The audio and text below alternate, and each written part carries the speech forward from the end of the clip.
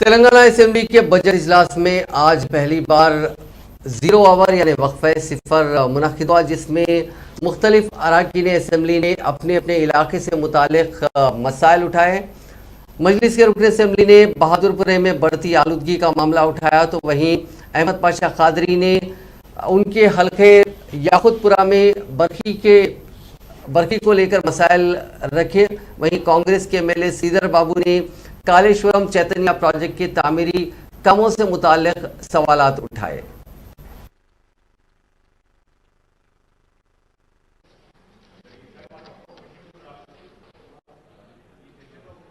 Speaker sir, मैं आपके जरिए म्युनिसिपल एडमिनिस्ट्रेशन मिनिस्टर से कहना जा रहा हूं सर, आज शहर हैदराबाद के अंदर या बहादुरपुरा कॉन्स्टिट्यूंसी होने दीजिए या कारवान होने दीजिए, पोल्यूशन आ रहा है सर।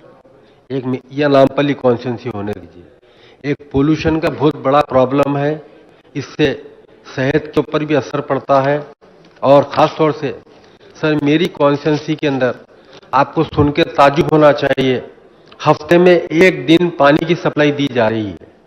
कई मर्तबा इस असेंबली में भी ठहर कर बोला हूं, मैं म्युनिसिपल एडमिनिस्ट्रेशन मिनिस्टर के सामने भी ये बात को लेके आए हैं और वाटर वर्क्स एमडी साहब के सामने भी बातचीत लेकर आए हैं। ये काम होना चाहिए सर।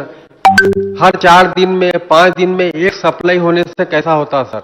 मेन सिटी के अंदर मेरी कॉन्स्टिट्यूंसी है और आड़ा पहाड़ बोल के इलाका है, प्रपोजल गया है, वो जब तक रिजर्वर वहां पर नहीं बनेगा ये प्रॉब्लम मेरी कॉन्स्टिट्यूंसी में रहेगी।